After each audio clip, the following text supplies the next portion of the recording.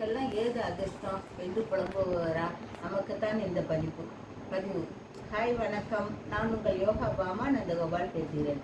அனைவரும் சிறப்பாக இருக்கிறீர்களா? அனைவரும் மிகவும் சிறப்பாக இருப்பீர்கள். இன்று நம்மில் பலர் அதிர்ஷ்டத்தை மிகவும் நம்புவவர்களாகவே இருக்கிறோம். நமக்கு ஏன் அதிர்ஷ்டம்? சும்மா உட்கார்ந்துருந்தா வந்துடுமா? இதை பற்றி தான் ஒரு சின்ன கதையுடன் பார்ப்போமா? எனது சேனல் சப்ஸ்கிரைப் செய்யுங்கள், லைக் அண்ட் ஷேர். ஓகே, இப்போது நமக்கு இருக்கும் இந்த பழக்கத்தை மாற்றி கொண்டோமானால் அதிர்ஷ்டம் தானே வரும். அதிர்ஷ்டம் நம்ம வீட்டு உட்கார்ந்துருக்காம இந்த பழக்கத்தை நம்ம மாற்றிக்கணும். ஒரு ஊரில் ஒரு ஆசிரியர் இருந்தார். அவர் அப்பப்போ அந்தந்த மாணவர்களுக்கு தினமும் ஒரு சிறந்த அறிவுரைகளை நல்லா கதை சொல்லிக்கிட்டு இருப்பார். உதாரணம் காட்டி மனசில் பதியும்படி அதோடைய உணர்வுகள் அந்த கதையை சொல்கிறப்ப அவங்க அந்த மாணவர்களுக்கு நல்லா புரியும்படியாக, நல்லா எப்பயுமே அவங்க மனசில் பதியும்படியாக அந்த கதைகள் அமையும். அப்படி ஒரு நாள் என்ன பண்ணுறாரு, ஒரு மரத்தடியில் போய் உட்கார்ந்துருக்காரு. அப்புறம் நல்ல பூக்கிற மலர் காலம், இலையுதிர் காலம் வரப்போகுது. பூக்கள் நல்லா பூத்து நல்ல சிறப்பாக இருக்குது. அந்த டயத்தில் இந்த பாடம் சொல்ல ஆரம்பிக்கிறாரு. அவர் அப்போ பாடம் சொல்ல ஆரம்பிக்கிறாரு. அப்பொழுது அந்த அந்த பாடம் மரத்தடியில் உட்காந்து பாடம் சொல்லிட்டு இருக்காரு. அப்போது அங்கேருந்து ஒரு அணில் ஓடியாந்து அவர் கை மேலே உட்காருது. அவர் என்ன பண்ணுறாரு, அந்த கை மேலே உட்காந்தோன்னா அவருக்கு பழக்கப்பட்ட அணிலாக இருக்கலாம். அப்போ தானே அது உட்காரும். அணிலாக வந்தோடனே உடனே அந்த ஆசிரியர் அந்த அணிலிடம் கேட்குறாரு, அணிலே, இப்போ இனிமேல் வெயில் காலம் வரப்போகுது, உனக்கு இந்த தோட்டத்தில் போதிய உணவு கிடைக்குதா என்ன அணிலை பார்த்து கேட்டார். உடனே அந்த அணில் என்ன பண்ணிச்சு, துள்ளி குதித்து ஓடி போய் ஒரு மரத்தின் பக்கத்தில் அடியில் தோண்டியது. அதில் ஒரு பாதாங்கொட்டையை பதிச்சு வச்சிருந்து அதை எடுத்துகிட்டு காட்டுச்சு. காட்டின உடனே இந்த ஆசிரியர் மாணவர்கள்லாம் ஆச்சரியப்பட்டாங்க. ஆனால் ஆசிரியருக்கு சந்தோஷப்படல.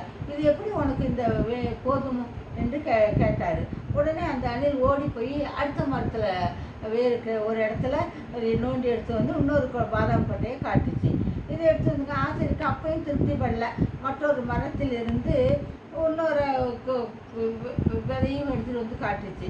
ஏன்னா மாணவர்களுக்கெல்லாம் ஒரே ஆச்சரியம். ஒரு மாணவர் இருந்து ஆசிரியர்கிட்ட கேட்டான், ஆசிரியரே, பார்த்தீர்களா, இந்த அணிலோட அதிர்ஷ்டத்தை எந்த மரத்தில் தோணினாலும் ஒரு பாதாங்கொட்டை வருதுன்னு சொல்லி கிடைக்குது, பார்த்தீங்களா, இதுக்கு அதிர்ஷ்டம் ஜாஸ்தி என்று ஆச்சரியமாக கேட்டான். ஆசிரியர் கூறினார், நீ நினைப்பது போல அதிர்ஷ்டத்துலலாம் கிடைக்கலப்பா. இது கோடைக்காலம் உணவு கிடைக்காம இருக்கும்போது சாப்பிட தேவையான உணவுகளை இந்த கொட்டைகளை என்ன பண்ணணும்னா, இது ஒரு மரத்துக்கிட்ட போய் தனக்கு ஞாபகம் வச்சுக்கிற இடத்துல அந்த மரத்தை கொட்டைகளை புதைச்சி வைக்கும். புதைச்சி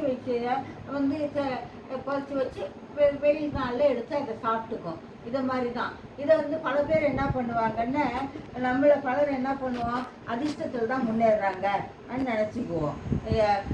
யாருக்காவது ஒரு 10% அதிர்ஷ்டம் இருக்கலாமே ஒழிய எல்லாருக்கும் அதிர்ஷ்டம் கிடைக்கிறது இல்லை. எல்லாருமே அதிர்ஷ்டம்னு இது பண்ணுறவங்க பாருங்களேன், அவங்க அதிர்ஷ்டத்துக்கு பின்னாடி நிறைய உழைப்பு இருக்கும். அப்படி தான் அந்த கடுமையான உழைப்பு, உழைப்பு முயற்சி இருந்தால் தான் அந்த அதிர்ஷ்டம் நமக்கு கிடைக்கும். ஆனால் ஒவ்வொருவருடைய உழைப்புமே நமக்கு தெரிவதில்லை. நம்ம அதிர்ஷ்டத்தை தான் பார்க்குறோம், அவங்க என்ன உழைச்சி வந்தாங்கங்கிறது நமக்கு தெரியுதில்லை. அதனால தான் அவருக்கு அதிர்ஷ்டம்னு நம்ம நம்புகிறோம். அதிர்ஷ்டம் ஒரு 10 மடங்கு வேலை செய்யலாமே ஒழிய மீது 90% நம்ம கடுமையான உழைப்பு முயற்சியில் தான் நம்ம அதிர்ஷ்டத்தை அடைய முடியும். ஒருவேளை அதிர்ஷ்டத்தின் மீது படி போடுவவர்கள் இருந்தால் நம்பி உழைப்பில் போட்டுங்கன்னா நமக்கு அதிர்ஷ்டம் தானாக வரும். புரிகிறதா? வெற்றி நமக்கே. நன்றி, வணக்கம்.